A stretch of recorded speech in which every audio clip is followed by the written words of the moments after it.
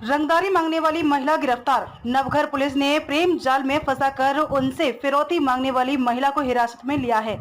Police उपायुक्त परिमंडल 1 प्रकाश गायकवाड़ ने कहा है कि पुलिस इस बात की जांच कर रही है कि क्या उसके खिलाफ पहले भी इस तरह के अपराध दर्ज किए गए हैं। पुलिस ने जिस महिला को हिरासत में लिया है उसकी कुछ साल पहले एक मुस्लिम युवक से दोस्ती हुई थी और कुछ समय तक दोस्ती प्यार में बदल गई। इसके बाद जब महिला ने शादी की मांग की तो शिकायतकर्ता ने कहा कि वह शादीशुदा है, लेकिन महिला ने कहा कि वह इस्लाम अपनाने को तैयार था लेकिन साथ रहना चाहता था। उसके बाद वे मीरा रोड में एक साथ रह रहे थे, लेकिन किसी कारण से उनके बीच झगड़ा शुरू हो गया और शिकायतकर्ता के दोस्त ने हस्तक्षेप किया। उसके बाद महिला की पहले भी शादी हो चुकी थी और उसका एक बेटा भी है और उसने अपने पति से तलाक ले लिया और मामला कोर्ट में था और उसने कहा कि उसके बाद उसे बहुत सारे पैसे मिलेंगे और वे पैसे भी मांगने लगे कि वे पैसे देंगे या नहीं। इस वजह से 30 लाख रुपए की मांग के बाद 15 लाख रुपए पर समझौता हुआ और बाकी 10 लाख रुपए कुछ समय के लिए मांगे गए, लेकिन महिलाएं हमेशा ऐसा करती हैं और लोग इसे पसंद करते हैं। इसके खिलाफ मामला दर्ज किया गया क्योंकि यह पता चला कि वह जाल में फंसाकर पैसे वसूल रही थी। सर, प्रेमाच्या जाळ्यात अडकून खंडणी पैसे उकळण्याचं एक प्रकरण समोर आले, काय आहे? नवघर पोलीस स्टेशनला 273/24 याप्रमाणे गुन्हा दाखल झालेला आहे आणि सदर महिलेने या बाबतीत खंडणी मागितली आणि फसवणूक केली याबाबतची तक्रार प्राप्त आहे। याच्यानुसार आता गुन्हा तपासावर आहे आणि याच्यात अजून कोणी आरोपी आहे का याचा आम्ही शोध घेत आहोत।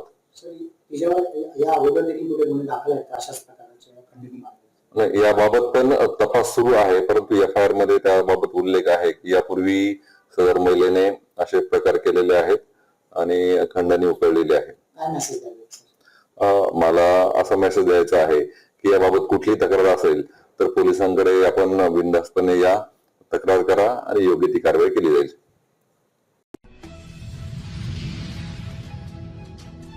लिवर ट्रांसप्लांट के क्षेत्र में वॉकहार्ट हॉस्पिटल मुंबई सेंट्रल के डॉक्टरों ने रचा इतिहास। मरीज को 7 दिनों में ठीक कर भेजा घर। वॉकहार्ट हॉस्पिटल मुंबई सेंट्रल के साउथ एशियन लिवर इंस्टीट्यूट के सहयोग से लिवर ट्रांसप्लांट एवं अर्ली रिकवरी प्रोग्राम सफलतापूर्वक शुभारंभ कर नया इतिहास लिखा है, जिसके कारण अब दुनिया भर के मरीजों को लिवर ट्रांसप्लांट को लेकर नई उम्मीद जगी है।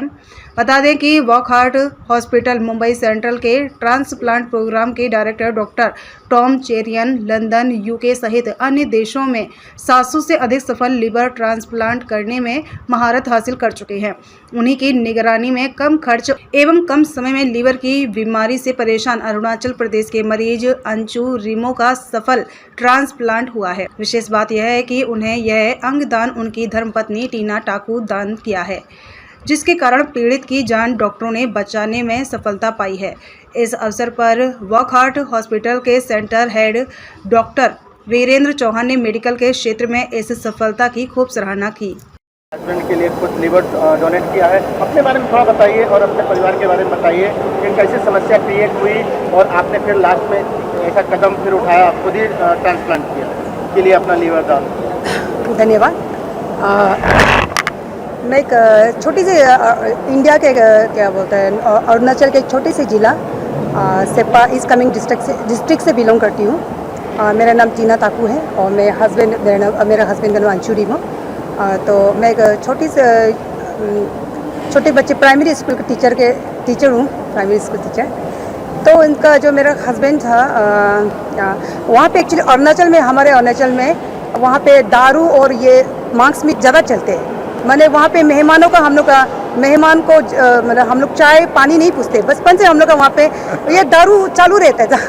तो ऐसा करके वहाँ पे सिर्फ मेरा हस्बैंड है, वहाँ पे बहुत लोग हैं जो मतलब इस दौर से गुजर रहा है, बहुत लोग हैं। क्योंकि किसी का फाइनेंशियली प्रॉब्लम हो के या तो किसी को तो ये ट्रांसप्लांट वगैरह का सब कुछ समझ में नहीं आता है, ना करना चाहता है, ना लेना चाहता है, ना कुछ करना चाहता है। तो हम लोग लकीली थोड़ा बहुत पढ़ा लिखा होने के कारण से और मीडिया वगैरह देख के ये सब कुछ देख के तो आइडिया था, लेकिन कभी नहीं सोचा था कि ये सबसे हम दोनों को भी गुजरना पड़ेगा। तो जब लीवर ट्रांसप्लांट का बात हुआ तो शुरू में जब कोई किसी से सुना था कि लीवर जो ट्रांसप्लांट करते हैं लेने वाला का ऊपर में भी प्रॉब्लम आता है, ऐसे मैंने सुना था। लेकिन जब सर को मिलेगा, वैसे बार बोल रही हूँ, सर को मिलेगा यहाँ आने के बाद में मतलब वो सब पूरा भ्रम टूट गया, मतलब वो सब पूरा टूट गया मेरा। और इतना तकलीफ, वो मैंने आगे भी कहा था कि मुझे बहुत इधर उधर भटकना पड़ा है, तो सर का पास जैसे मिला तो ये करना पड़ेगा बोला था। उसी वक्त मैंने ठान लिया था कि ठीक है, इसको जैसे करके बचाना है, जैसे करके इसका लाइफ को लॉन्ग करना है। अभी उम्र ही किया हुआ है, बच्चा भी 2 बड़ा है 2 छोटा है, तो हम दोनों का जरूरी है। मैं अकेला तो नहीं पाल सकूंगी, मेरा हस्बैंड का भी जरूरी है। तो मेरे हाथ में अगर बचाने का है तो मैं कर सकती हूँ। मैं कंपेटेबल मतलब डोनर के लिए मैं मैच कर रहे तो मैं दूंगी ये करके। और वहाँ पे अरुणाचल में डोनर मिलने में तो मिल जाएगा, लेकिन उन लोग उस चीज़ से उन लोग को अवेयरनेस ही नहीं है। उन लोग को डर है कि कहीं लीवर डोनेट करते वक्त कहीं किडनी ना गायब हो जाए, कहीं कुछ ऑर्गन ना गायब हो जाए, कहीं ना मर जाए। मैंने ये सब उन लोग को ये सब समझ में नहीं आता। आखिरकार मुझे ही डिसीजन लेना पड़ा कि मेरा हस्बैंड को बचाने के लिए मुझे ही डोनेट करना पड़ेगा। यही है मेरा मेन मैसेज है। हमारा हॉस्पिटल और हमारा मेडिकल टीम अभी बहुत पेशेंट्स को बेटर करने के लिए तैयार है। मुंबई में बहुत पेशेंट्स लिवर डिसीज के साथ क्वाइटली सफ़र कर रहे हैं, मगर उन लोग नहीं आ रहे, नहीं पूछ रहे ये क्या इलाज है। आप देख लिया, आप खुद देख लिया कि लिवर ट्रांसप्लांट की रिजल्ट्स कैसा होता है, कितना जल्दी नॉर्मल को वापस आता है। ये मैसेज मैं सब लोगों को बोलना चाहता हूँ। Please do not suffer quietly at home with liver disease. There is fantastic treatment. Our theaters in Wockhardt Hospital, our ICUs in Wockhardt Hospital are state of the art, and we can give fantastic results, but we can only give it if you come to us. Please do not waste time. जब India में organ donation का जो rate है बहुत कम है, ऐसे में क्या अपील करना चाहेंगे आम लोगों से कि ऑर्गन डोनेशन थोड़ा और हो, ताकि आम लोगों को तकलीफ ना हो, जो जिसको ज़रूरत है आसानी से मिल सके लीगल ढंग से? Sure. So, इंडिया में organ donation rate currently is approximately 0.3%. अगर स्पेन में, यूरोप में देखा तो it is approximately 30%, not percentage, 30 per million population. तो अगर हमारा रेट 3 से 10 तक गया तो भी हमारा देश में एक लिविंग डोनर की ज़रूरत भी नहीं पड़ता है लिवर डिसीज़ के लिए। आजकल आज आपने देख लिया, वाइफ ने हस्बैंड को दिया था in a time of such difficulty, she has to manage her family, she has to manage finances. उसी टाइम पे उनका ऑपरेशन भी खुद करना बोले तो बहुत मुश्किल चीज़ है।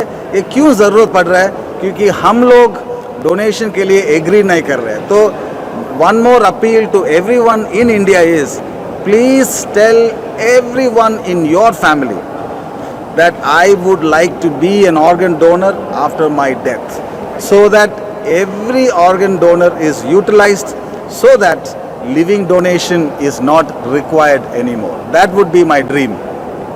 लीवर जो डैमेज होने का कारण होता है मैंने क्या होता है, क्योंकि जो नॉन अल्कोहलिक होते हैं, जो ड्रिंक नहीं करते हैं, ज़्यादातर उनके भी लीवर खराब हो रहे हैं।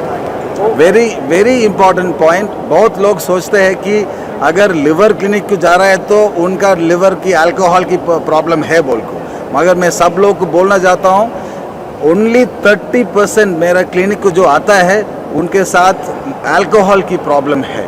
बाकी 70% Wilson's disease, fatty liver disease, auto immune hepatitis बोल के बहुत सारे वायरल हेपेटाइटिस, ये सब उनकी फॉल्ट नहीं है। तो बहुत इम्पॉर्टेंट चीज़ है कि liver disease not equals alcoholic disease. Alcoholic disease is not the same as liver disease.